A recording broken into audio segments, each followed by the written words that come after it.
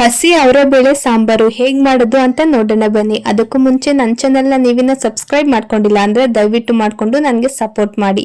ಮೊದಲಿಗೆ ವೀಕ್ಷಕರೇ, ಒಂದು ಕುಕ್ಕರ್ನ ನಾನು ತಗೊಂಡಿದ್ದೀನಿ. ಕುಕ್ಕರ್ ಒಳಕ್ಕೆ ಒಂದು ಅರ್ಧ ಕೆಜಿ ಆಗೋವಷ್ಟು ಅವರೆಬೇಳೆನ ಹಾಕೋತಾ ಇದ್ದೀನಿ. ಹಾಗೇನೆ ನಾನು 3 ಟೊಮೊಟೊ 2 ಈರುಳ್ಳಿನ ದಪ್ಪ ಹೆಚ್ಕೊಬಿಟ್ಟು ಹಾಕೋತಾ ಇದ್ದೀನಿ. ಹಾಗೇನೆ ಸ್ವಲ್ಪ ರುಚಿಗೆ ತಕ್ಕಷ್ಟು ಉಪ್ಪು ಹಾಕೊಳ್ಳಿ. ಸದ್ಯಕ್ಕೆ 1 ಟೇಬಲ್ ಸ್ಪೂನ್ ಅಷ್ಟು ಉಪ್ಪು ಹಾಕೊಳ್ಳಿ. ಲಾಸ್ಟಿಗೆ ರುಚಿ ನೋಡ್ಬಿಟ್ಟು ಇನ್ನೊಂದು ಸ್ವಲ್ಪ ಉಪ್ಪು ಹಾಕೊಂಡ್ರೆ ಆಗುತ್ತೆ. ಇವಾಗ ನಾನು ಸ್ವಲ್ಪ ಅರಿಶಿನ ಹಾಕೋತಾ ಇದ್ದೀನಿ. 1 ಟೇಬಲ್ ಸ್ಪೂನ್ ಅಷ್ಟು ಹಾಕೋತಾ ಇದ್ದೀನಿ.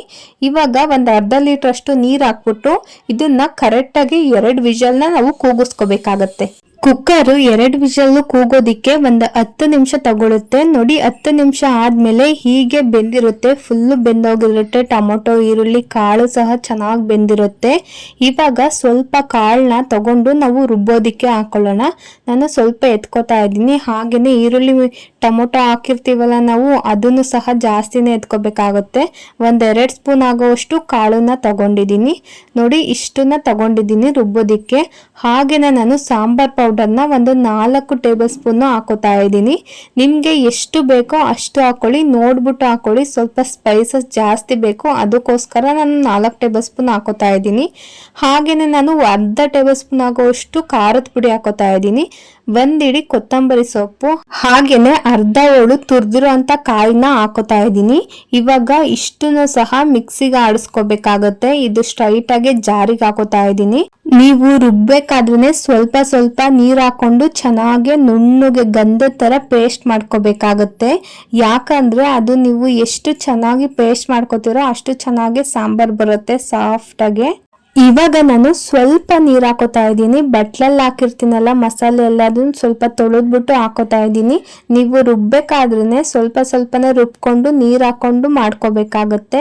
ನಾನು ತೋರಿಸ್ತೀನಿ ನೋಡಿ, ಎಷ್ಟು ಚೆನ್ನಾಗಿ ನುಣ್ಣಗಾಗಿರ್ಬೇಕು ಅಂದ್ರೆ ಈ ರೀತಿ ಬರಬೇಕು. ಈ ರೀತಿ ಕಲರ್ ಬಂದ್ರೆ ತುಂಬಾ ಚೆನ್ನಾಗಿ ಸಾಂಬಾರು ಸಹ ಬರುತ್ತೆ, ರುಚಿಯಾಗೂ ಸಹ ಇರುತ್ತೆ. ಇವಾಗ ನಾನು ಗ್ಯಾಸ್ ಮೇಲೆ ತಪ್ಪಲೆ ಇಟ್ಕೊಂಡಿದ್ದೀನಿ. ತಪ್ಪಲೆಗೆ 1-2 ಟೇಬಲ್ ಸ್ಪೂನ್ ಆಗೋವಷ್ಟು ಎಣ್ಣೆ ಹಾಕೊಂಡಿದ್ದೀನಿ. ಎಣ್ಣೆ ಕಾದಿದ್ದಾದ್ಮೇಲೆ ಸಾಸಿವೆ, ಜೀರಿಗೆ ಹಾಕೋತಾ ಇದ್ದೀನಿ. ಸಾಸಿವೆ ಚಿಟಪಟ ಅಂತ ಸಿಡ್ದಿದ್ದಾದ್ಮೇಲೆ ಸ್ವಲ್ಪ ಕರ್ಬೇವಿನ ಸೊಪ್ಪನ್ನ ಹಾಕೊಂಡು ಚೆನ್ನಾಗಿ ಫ್ರೈ ಮಾಡ್ಕೋತಾ ಇದ್ದೀನಿ.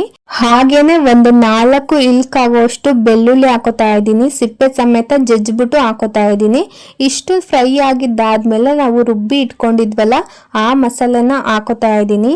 ಇವಾಗ ಎಣ್ಣೆನಲ್ಲಿ ಚೆನ್ನಾಗಿ ಫ್ರೈ ಮಾಡ್ಕೊಳ್ಳಿ 1-2 ನಿಮಿಷದವರೆಗೂ. ಈ ರೀತಿ ಎಣ್ಣೆನಲ್ಲಿ ಮಸಾಲೆನ ಫ್ರೈ ಮಾಡೋದ್ರಿಂದ ಇನ್ನೂ ರುಚಿ ಹೆಚ್ಚಾಗುತ್ತೆ. ಅದಕ್ಕೋಸ್ಕರ 1-2 ನಿಮಿಷ ಕುದಿಯೋ ರೀತಿ ಬಿಟ್ಬಿಡಿ. ಕುದಿಬೇಕು ನೋಡಿ, ಈ ರೀತಿ ಕುದಿಬೇಕು. ಈ ರೀತಿ ಕುದ್ದಿದ್ದಾದ್ಮೇಲೆ ನಾವು ಕುಕ್ಕರ್ ಅಲ್ಲಿ ಕಾಳನ್ನ ಬೇಯಿಸ್ಕೊಂಡಿದ್ವಲ್ಲ ಅದನ್ನ ಇವಾಗ ಹಾಕೊಳ್ಳೋಣ.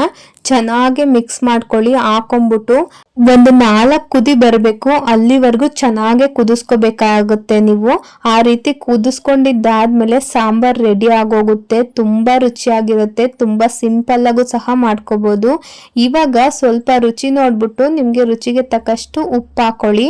ನಾವು ಬೇಯೋದಕ್ಕೂ ಸಹ ಉಪ್ಪು ಹಾಕಿದ್ವಿ. ಇವಾಗ ನೋಡ್ಬಿಟ್ಟು ಉಪ್ಪು ಹಾಕೊಳ್ಳಿ. ನೋಡಿ, ಈ ರೀತಿ 4 ನಿಮಿಷ ಕುದಿಲಿ, ಆವಾಗ ಸಾಂಬಾರ್ ರೆಡಿ ಆಗೋಗುತ್ತೆ. ಮಸಾಲೆನೂ ಸಹ ಚೆನ್ನಾಗಿ ಬೆಂದಿರುತ್ತೆ. ಈ ರೀತಿ ಕುದಿಸ್ಕೋಬೇಕಾಗತ್ತೆ. ಈ ರೀತಿ ಕುದ್ದಿದ್ದಾದ್ಮೇಲೆ ಸಾಂಬಾರು ಸೂಪರ್ ಆಗಿ ರೆಡಿ ಆಗೋಗಿರುತ್ತೆ. ಇದೇ ತರ ನೀವು ಸಹ ಟ್ರೈ ಮಾಡಿ. ಈ ವಿಡಿಯೋ ಇಷ್ಟ ಆಯ್ತು ಅಂದ್ರೆ ಲೈಕ್ ಮಾಡಿ, ಶೇರ್ ಮಾಡಿ. ನನ್ನ ಚಾನಲ್ನ ಸಬ್ಸ್ಕ್ರೈಬ್ ಮಾಡ್ಕೊಳ್ಳೋದಂತೂ ಮರಿಬೇಡಿ. ಇದೇ ತರ ಈಸಿ ರೆಸಿಪೀಸ್ಗೆ ನನ್ನ ಚಾನಲ್ನ ಫಾಲೋ ಮಾಡಿ. Thank you.